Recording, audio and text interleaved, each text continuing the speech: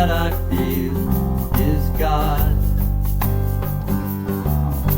And all that I have, and all that I do, and all that I am, it is God.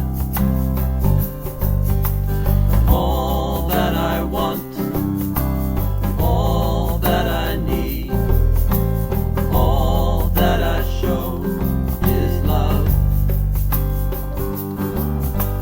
All that I think, all that I speak, all that I know, it is love.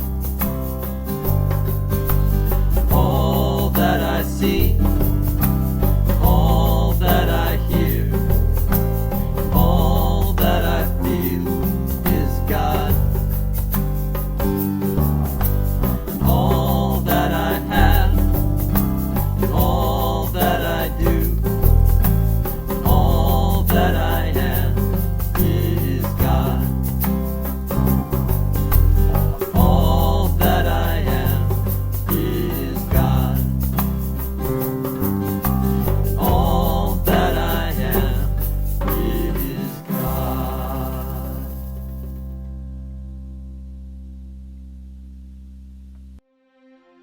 Good morning, hello, and welcome to the Center for Spiritual Living, Santa Rosa. I am Edward Fillion, the Senior Minister, and I'm so pleased to welcome you to our virtual service. If you are visiting with us for the very first time, I invite you to visit our website, www.cslsr, where there is all kinds of information about the groups and activities that are available to you at our Center for Spiritual Living during these shelter-in-place times. I'd love you to visit our social media sites, starting with Instagram. And even if you're not an Instagram user, you can go to www.instagram.com/ and then put in our Instagram user ID, which is CSL Santa Rosa. And there you will find easy access to our website and a menu of items for you to select from, as well as images and inspiration and quotes from our members in our community. At the Center for Spiritual Living, we are motivated by a global vision. That's what it's called, meaning that it incorporates everyone, a vision of a healthy, loving world. Today, our entire service is about that. So I invite you to sit back and relax. It is time for us to turn within. If we were sitting in the sanctuary together, we would sit in a moment of extended silence. But because we are in the virtual world, we are going to use music to help us tune in, dial in, and make ourselves available to today's message. I'm confident that somewhere in between the music and the meditation and the prayers and everything that takes place in this virtual service, I'm confident that something is especially right for you, for your soul, wherever you are on your spiritual journey. Welcome.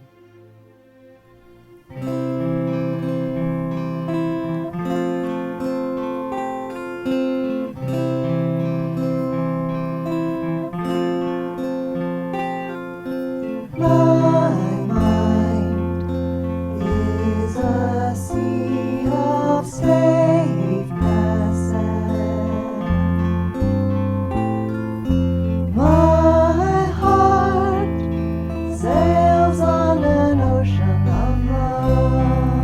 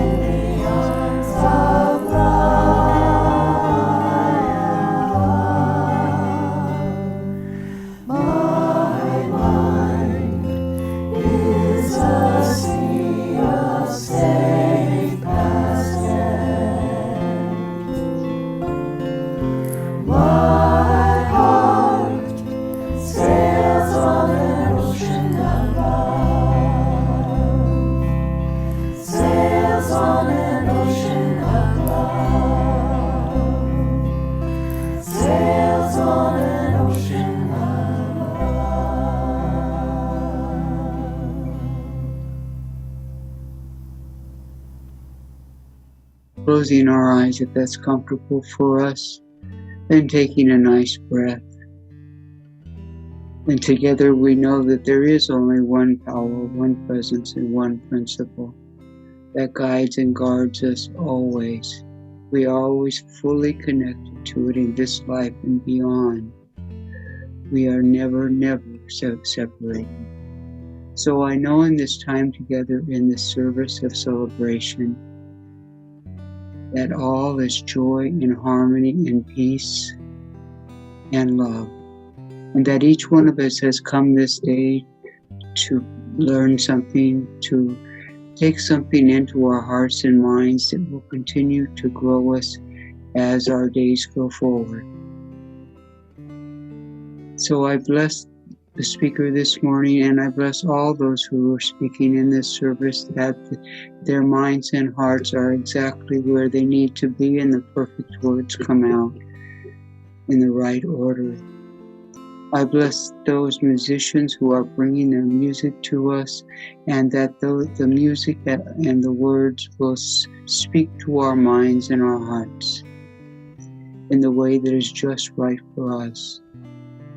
And I have blessing for those people who have spent hours and hours putting this service together for us.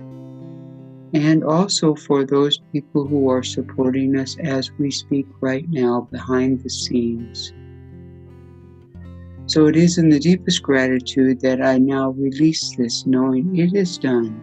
I release it in love and joy and peace.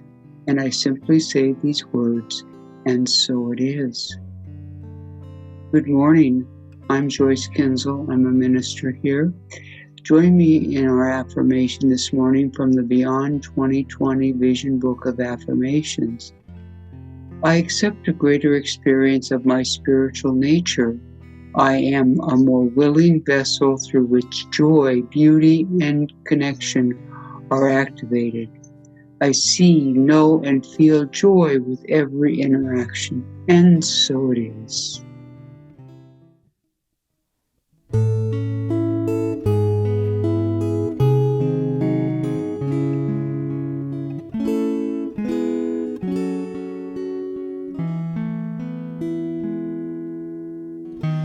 Every morning the light keeps getting brighter as I wake up to the truth. And every day I'm feeling so much lighter, and the world seems fresh and new.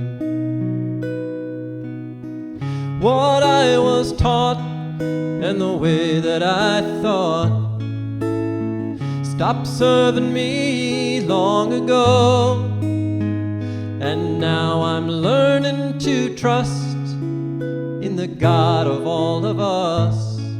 Each day I start anew, and so I'm walking away from the thinking that held me for so long. Today is the day I walk away. I'm walking away from the path that led me to confusion. Today is the day I walk away. I'm walking away from the thinking that held me for so long. Today is the day I walk away. I'm walking away from the path that led me to such sadness. Today is the day I walk away. Every day I walk away, and every morning brings a new beginning. By grace another day to be. And I awaken with the sun upon me shining, lighting the way for me to see. Things that I sought and the way that I thought stopped serving me long ago. And now I'm learning to trust in the God of all of us. Of yesterday I'm letting go. I'm walking away from the thinking that held me for so long. Today is the day I walk away. I'm walking away from the path that led me to confusion. Today is the day I walk away.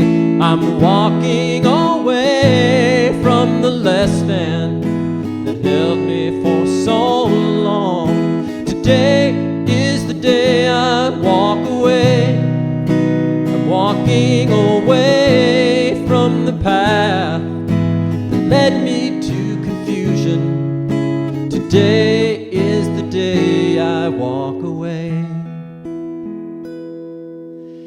Every day I walk away. Today is the day I walk away.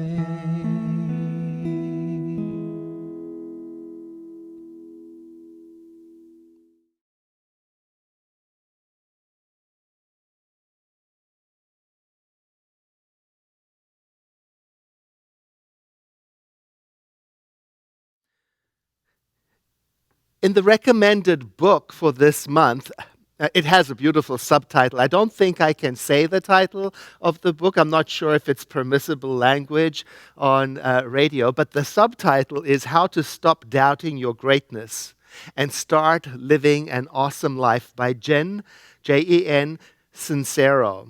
And in the chapter that is assigned for this week, she tells the story of how she was sitting in her home one morning with the doors wide open, and all of a sudden a wild bird flies into the room. And if you've ever had that happen to you, you know what happens next is panic for everyone, including the bird, flapping about and hitting furniture and turning onto full-on panic energy to get out of that confinement, and that energy of panic spreads. Yeah, I've had that a couple of times, and the panic of the bird soon becomes my panic, and that's what happened in Jan's story.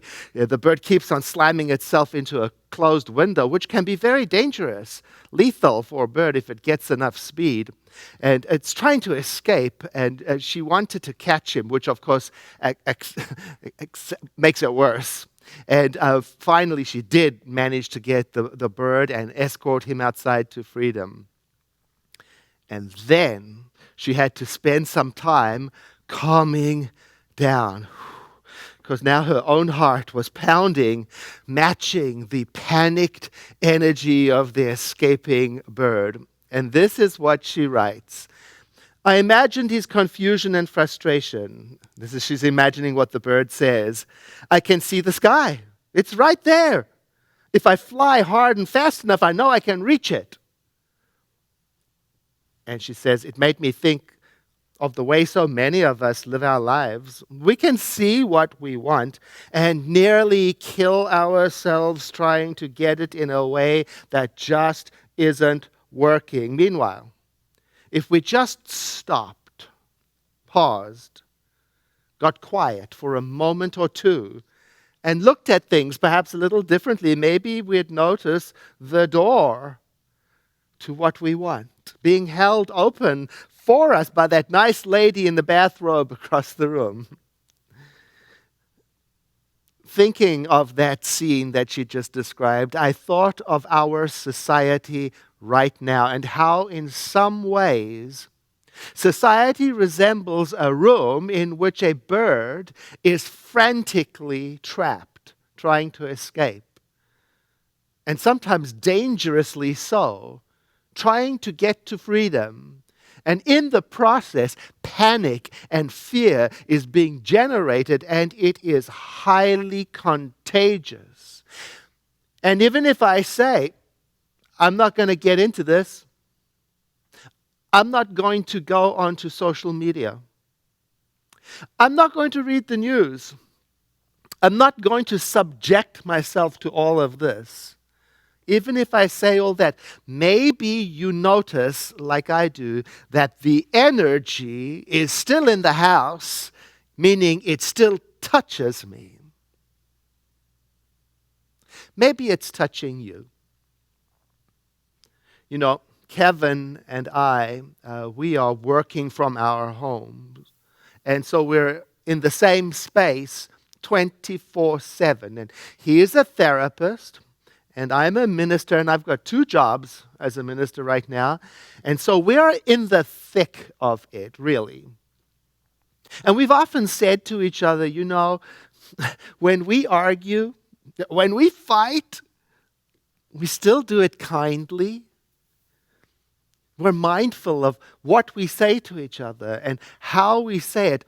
Yet, just the other day, I found myself being uncharacteristically angry about something that he did that has no consequences whatsoever and was absolutely no fault of his at all. And after reflection and a day later, we sat and talked about it and realized that the layers of trauma in society, that society is experiencing, is being felt by us. And it's just like a wild bird in our consciousness. COVID-19, shelter in place, this election cycle, the recent Breonna Taylor decisions, the rulings, the passing of Ruth Bader Ginsburg. It's one hit after another. You know, one little paper cut on the finger is not so bad. You can cope with it and feel the pain and get on with it. But this feels more like many, many 10,000 paper cuts. And that's traumatic. And even if I unplug myself from it, the connection that we share through the living Spirit from which we draw our lives, it remains in place. So we feel each other. We feel each other when our minds are frantic and when they are peaceful. And what are we frantic about? Well, in addition to the necessary racial healing in our nation and the discussions about social justice, and the radical rewiring of our nature's awareness of our 400-year history of slavery and its lingering consequences, some of which is very startling and some of which is still being denied as a reality. In addition to that, there is also some fatigue with just dealing with personal uncertainty. Well-being. You know, in Northern California here, with all of these consecutive years of fire, there is a kind of numbness in the community or an overwhelm as if there is persistent grieving, and there is grieving over so much. It's like we are in the cocoon phase, no longer a butterfly, no longer a caterpillar and not yet a butterfly. We're in that place where it is all unknown. And on top of that, there's this recent development of communities across the nation wrestling with conspiracy theories.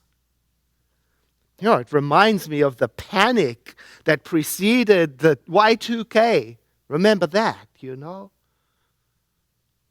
And all of this together has the effect of a wild bird accidentally trapped and frantically trying to find a way out, and in the process infecting the whole mental, emotional, and physical household of the nation. Oh, it's easy to become reactive right now, to respond with uncharacteristic unkindness and anger. Oh, it's easy to be frustrated right now.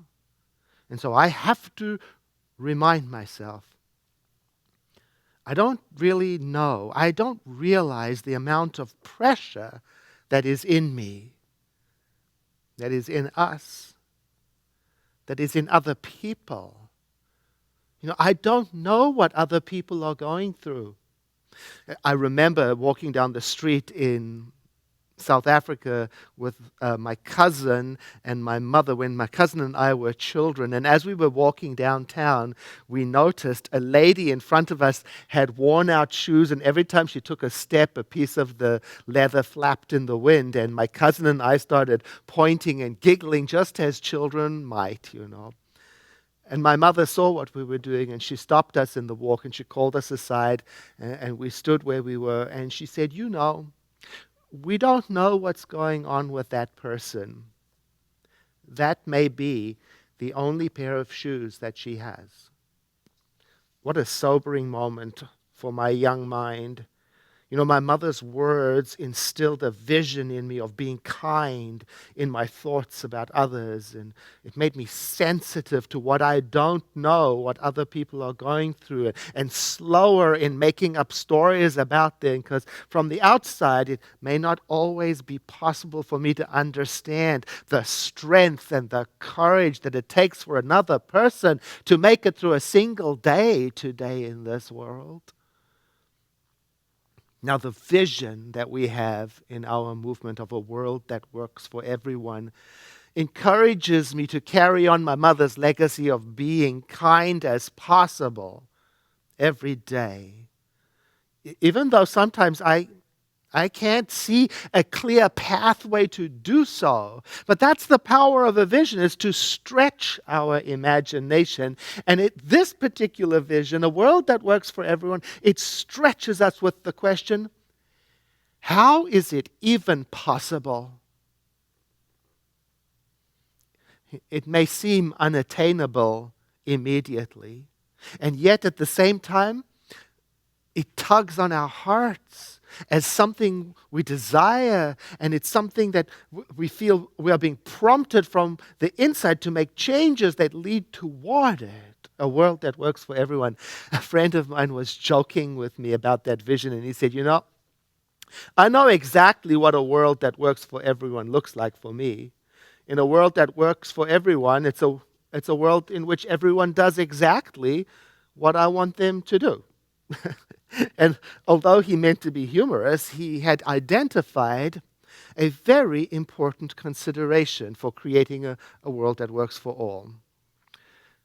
We can't be so tuned in to ourselves that we become intolerant of what other people are going through, or dismissive of the variety of ways other people wish the world to be. And I don't have to agree with those other ways. I can still take a stand for equal access to health care and education. And yes, our idea of a working world must be larger than our individual preferences and desires. It must embrace, with respect, the diversity of other people's worldviews. After all, I can no more expect people to behave the way I want them to than I can expect them to believe the way I believe. And still, but, I don't mistake that vision for agreement with inhumane treatment. I don't mistake the vision for an excuse for allowing racism to continue. Is there room to talk about diverging points of view? Sure. And certainly, instead of wishing the world would fall into my way of thinking, it would be better for me to become so tuned in to what is right and true that it shapes my choices and it influences the way I talk about it all in the world. And to me, this is especially important because spirituality does not mean I no longer acknowledge problems as problems. It does not mean I avoid talking about my values and spiritual vision. It does not mean I get to turn a blind eye to injustices and pain in society because they're not in my backyard. No. I must be conscious of what is going on. I must be conscious enough to do my spiritual practices. I must be conscious enough to turn up the patience. I must be conscious enough to be as tender as I can with others and with myself.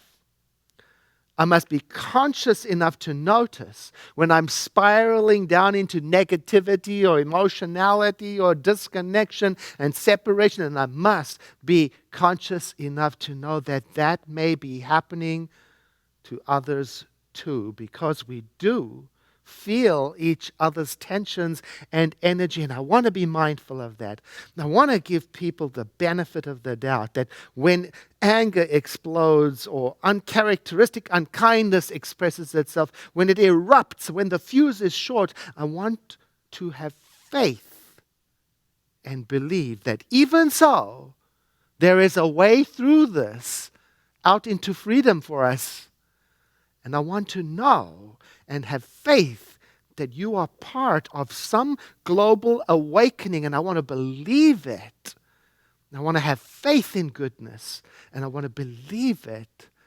I want to have faith in it, and I want to believe it. I heard a colleague of mine say something about himself. He said, "I'm an optimist. And an optimist is not someone who sees no problems. Rather, an optimist believes in solutions."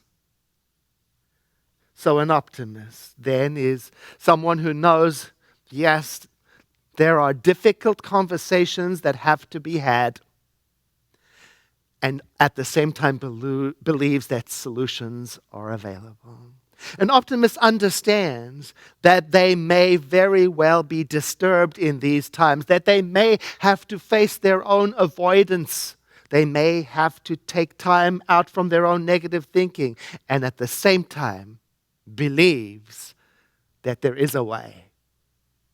An optimist can get exhausted and overwhelmed and even doubt their own heart's conviction from time to time. And at the same time, they still believe there is a way. An optimist knows they cannot be quiet about their heart's conviction. An optimist knows that they must have courageous conversations. And an optimist knows that underneath all that is going on, it's going to be all right. It's going to be all right. But not in the way of sweeping it under the rug. Not in the way of, do not deal with it and it'll sort itself out. Not in the way of, this has got nothing to do with me, I'll wait it out. But instead, in the way of ownership.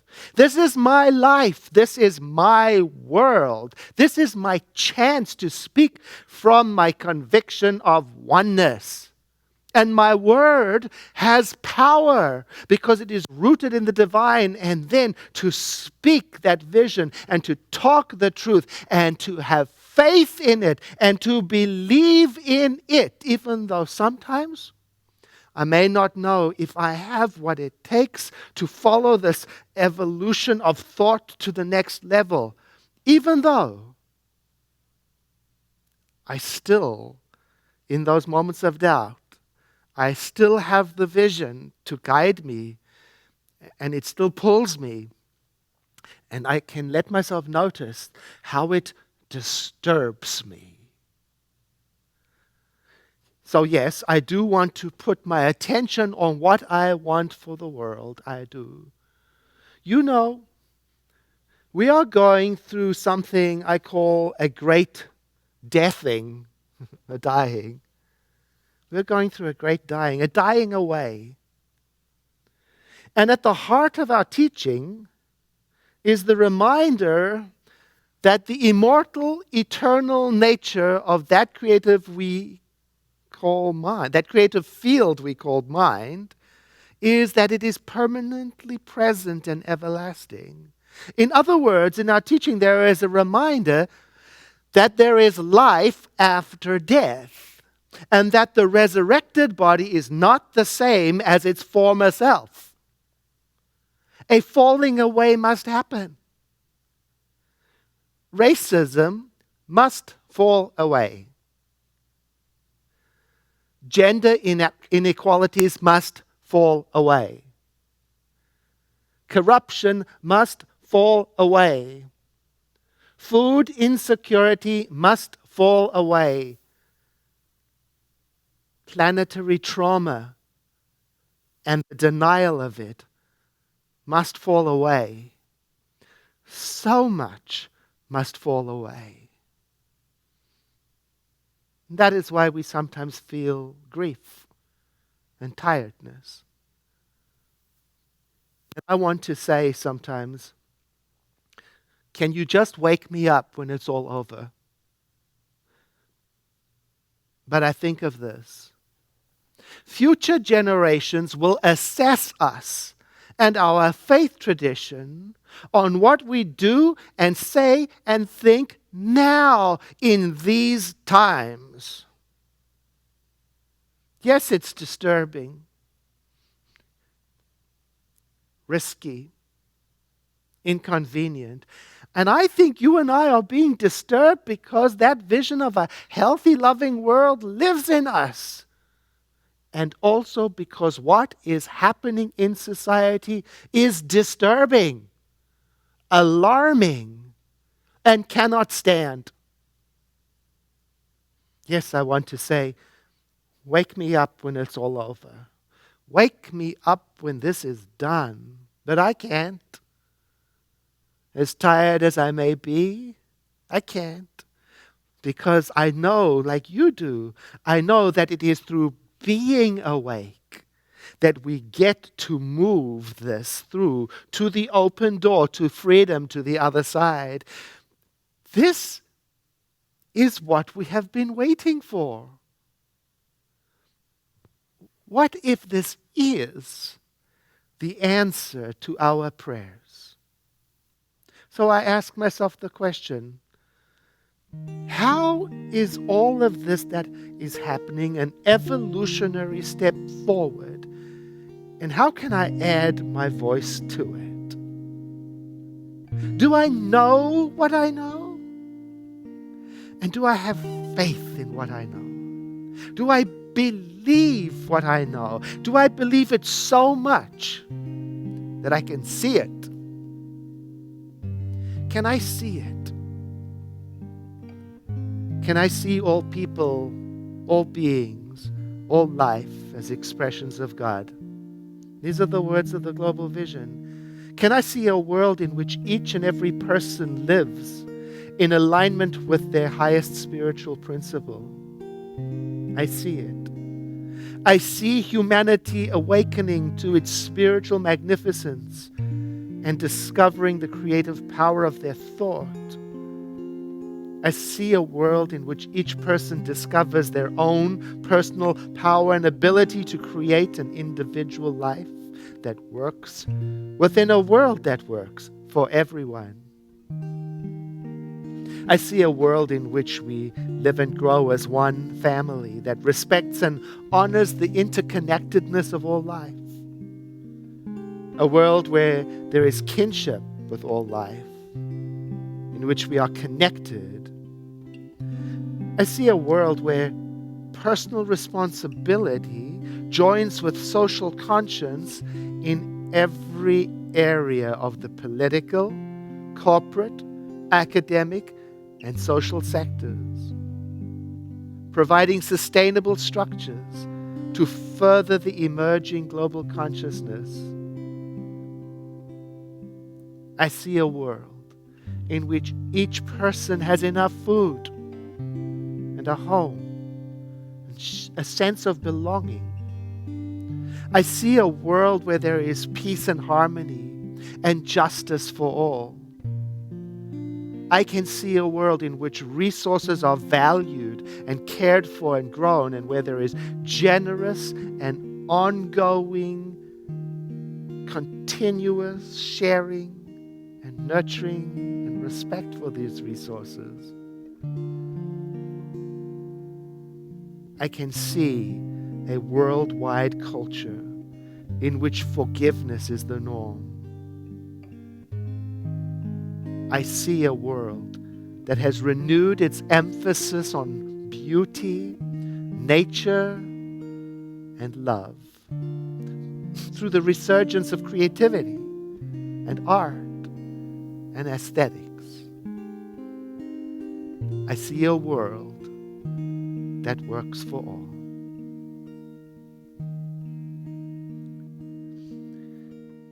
It is time for our offering.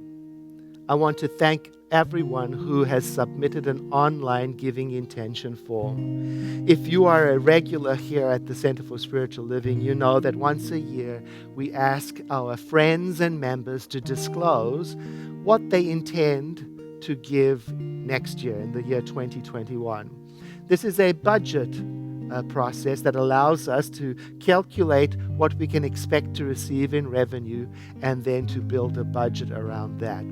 We have been receiving our pledges, or our giving intentions, I should say, online this year. And the address for that will be on the bottom of the screen at any moment. You can also just go to our website and look for it right there. It's on the front page of our website.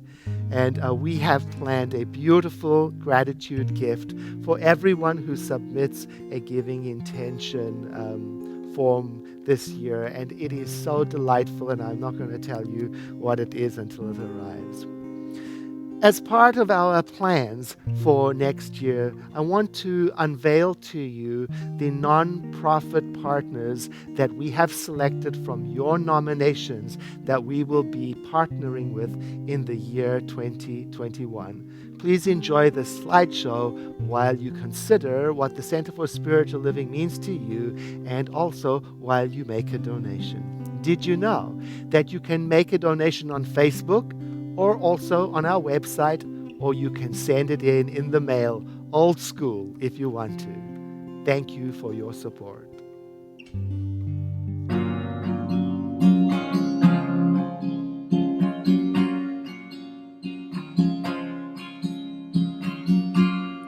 Days they come and days they go.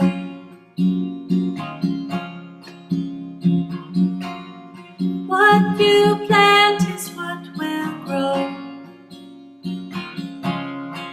And you sow, you sow, you sow. Something's gonna grow.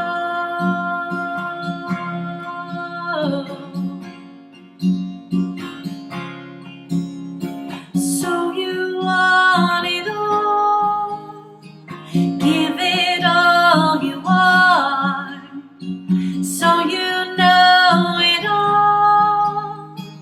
Give it all you want. Give it all you want.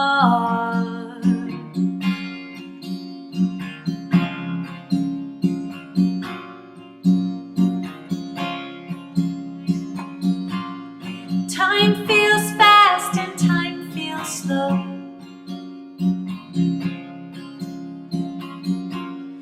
Clock ticks by, I watch it go.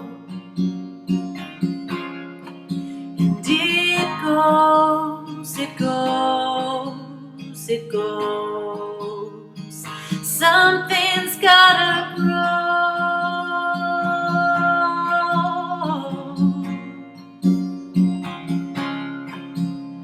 So you want it all.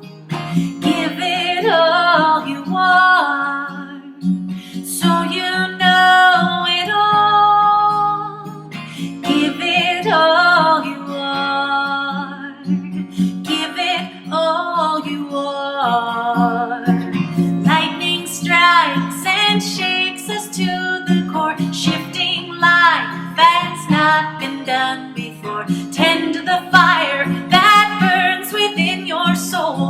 trust yourself, you'll know, you'll know, you know.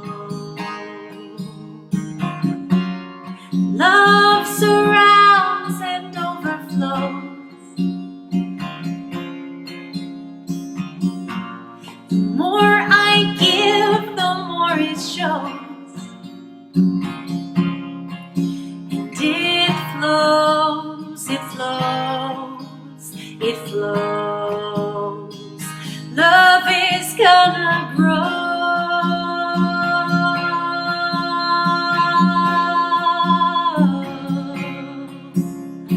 So you want it all. Give it all you are. So you know it all. Give it all you are. So you want it all. Give it all you are. So you know it all. Give it all you are. Give it all you are.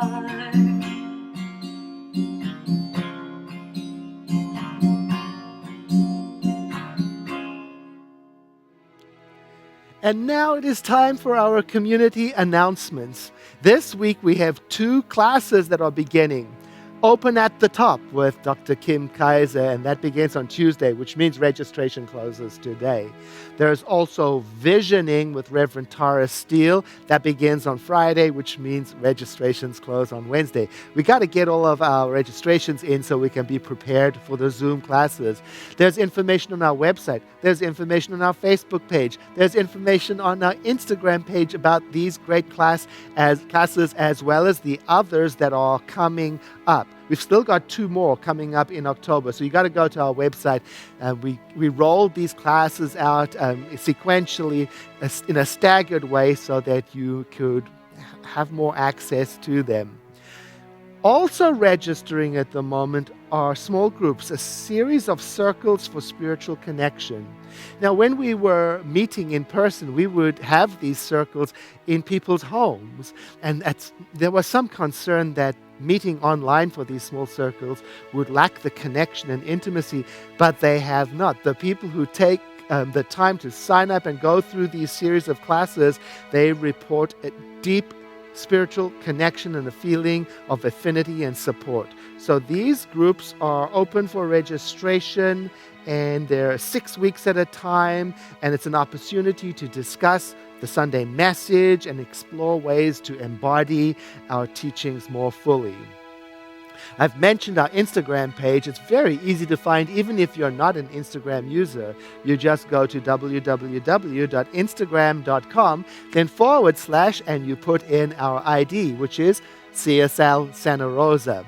And why I'd like you to go there is because there's a great post from Reverend Joyce DeFalla. It starts with the words, "What the world needs now." And you probably know how that lyric ends, is love, sweet love. And she writes there, "As election day gets closer, I find myself more easily seduced by thoughts of anger and fear. And as we metaphysicians know, these thoughts are not helping ourselves or anyone else. What is the antidote? To become a generator of love. I have taken on a new daily practice, and I invite you to join me anytime you can on Zoom for 20 minutes of tapping into, amplifying, and generating a field of divine love." So that's Monday, Tuesday, Wednesday, Thursday, and Friday, 10 a.m. to 10:20 a.m. with Reverend Joyce DeFalla. By the way, everything that I'm sharing with you today is available and to be found easily on our website. Under the services, you'll find the Sunday Bulletin, and there's all kinds of details and links there. Such as this afternoon, Reverend Tara invites you to a conversation about voting as a spiritual practice. And you can also download the Center's spiritual guide to voting. And of course, tonight's Sunday evening conversation, practitioner Elias Owens suggests we stop watering down our faith. And that's at 7 p.m. And tomorrow, Reverend Joyce Kinsel hosts a conversation about the experience of being in the third act of our lives, again, a Zoom meeting. And did you know that there is free confidential prayer available after every service? Yes, it is. To receive prayer, you have to quit this meeting. So at the end of the service, exit the meeting, go to our website. You'll find the link there to after-service prayer. When you go to the after-service prayer, you will be met by a host who will hook you up with a practitioner in a private room where that practitioner, a prayer practitioner, can give you a confidential prayer tailored exactly to your needs. Thank you so much for being a part of our community.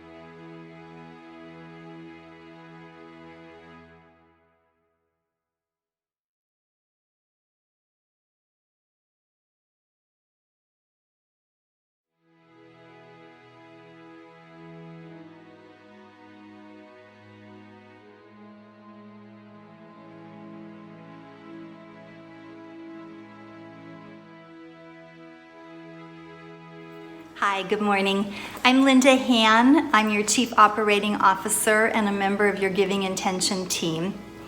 Each year at this time, we reach out to our congregants and ask them to consider filling out a Giving Intention card, letting us know how much you plan to donate in the upcoming year. Now, my husband Stephen and I, we've been coming to the center for probably 13 years or so, and we've always filled out a card. We were always happy to do so. But truthfully, it wasn't until I joined the Giving Intention team and became a staff member 2 years ago that I truly understood the importance of this practice. By having this information in advance allows me to create an annual budget and present that to the Board of Trustees for their review and approval. This year, probably more than ever, it's that much more important for us to have this knowledge. We will be taking a look and making sure that we can pay our mortgage, our utilities. We'll be working with the education department to see what classes we can schedule. We'll be talking with Christopher to find out what guest musicians he has planned for next year, talking with Edward and Reverend Tara about guest speakers, and of course making sure we can pay our beloved staff. So I thank you for considering this. If you're new to the practice, please know it's not a binding contract. We're not going to send you an invoice. We don't call you if you get behind. In fact, if your circumstances change, all you need to do is reach out to Mitzi Hughes, our financial operations manager, or myself, and we're happy to make adjustments for you. And thanks to Alan Yeager, our webmaster, he has put together a beautiful form. It's very easy to complete. You can find it on the homepage of our website. And you'll notice that this year we're doing something a little different. Rather than having a section allocated for our building renovation, due to the pandemic, we're asking that all contributions go directly to our general fund. That way we can be assured that we can cover our operating expenses.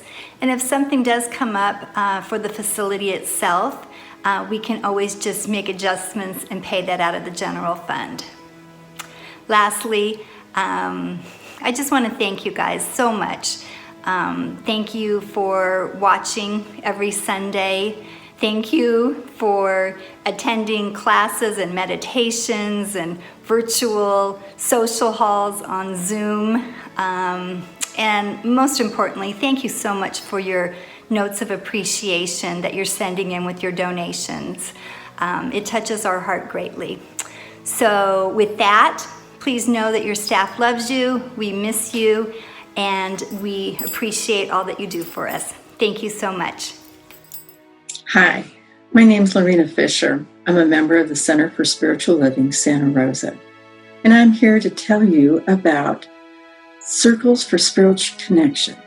Some of you might remember empowerment groups that were held several years ago where we met in individuals' homes for about 6 weeks at a time, weekly, of course. Well, this is a little different. We come together in small groups via Zoom. There's something special about the safety of being in your own home and with a circle of individuals that provides an opportunity to open up and share without judgment or fear. There's laughter, connection, and making new friends. We continue to share in a deepening of our spirituality and have lively, thought-provoking discussions based on questions from the previous Sunday's message. Now, most of us are probably feeling lonely or disconnected since we haven't been able to get to the center and don't know when we will. But there's a solution. You can join a Circle for Spiritual Connection. We're starting a new series the week of October 12th. Registrations open up this Sunday, the 20th. And you can go to the Center for Spiritual Living's website, www.cslsr.org, and click on Circles for Spiritual Connection. And there you'll find a list of days and times and facilitators that might meet your needs. We really hope that you will join one of our groups, be inspired, get connected, and know that you are loved. Thank you.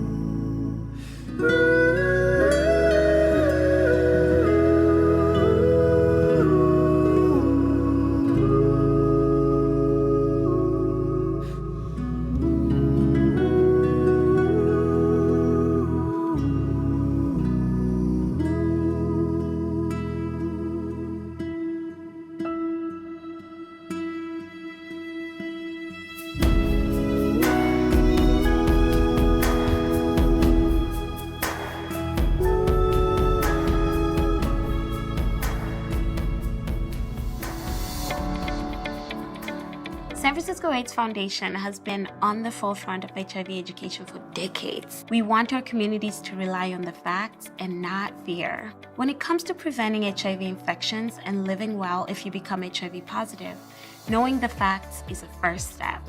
I've been HIV positive since the mid-'80s, and that was an era when you became positive and you became very afraid.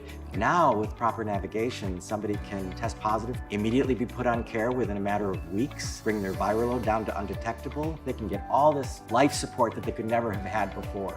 Today's HIV treatments can make a person living with HIV so healthy that they cannot transmit the virus. Condoms or no condoms, PrEP or no PrEP, people who have an undetectable viral load do not transmit HIV to their partners. We say undetectable equals untransmittable, or U equals U. This is what everyone should be talking about. The San Francisco AIDS Foundation really treats the entire individual as someone that can't navigate their own healthcare optimally unless they have a social foundation that makes them happy, healthy, and secure. We started Cutie Pocket Strut to make a space for queer and trans people of color to get together and talk about any emerging issues and feel less isolated. I'm really grateful that Cutie Pocket Strut exists. There are so many different sorts of events that happen here. I feel like it's really created a weekly safe haven for so many people.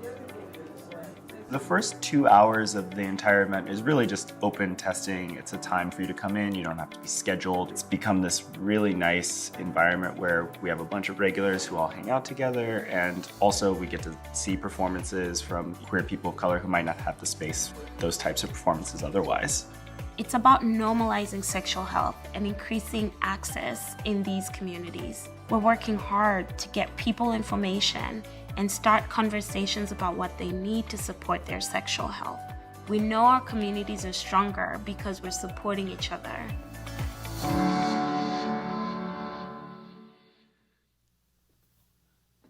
Know with me that you are never alone, that Spirit is right where you are, that you have only to look within at any moment to know that you are guided, sustained, and empowered by a presence that expresses its love in this world through you as your love. In deepest gratitude, let us live our lives accordingly, so that in everything that we do and say and think, we honor this presence of love within. And so it is.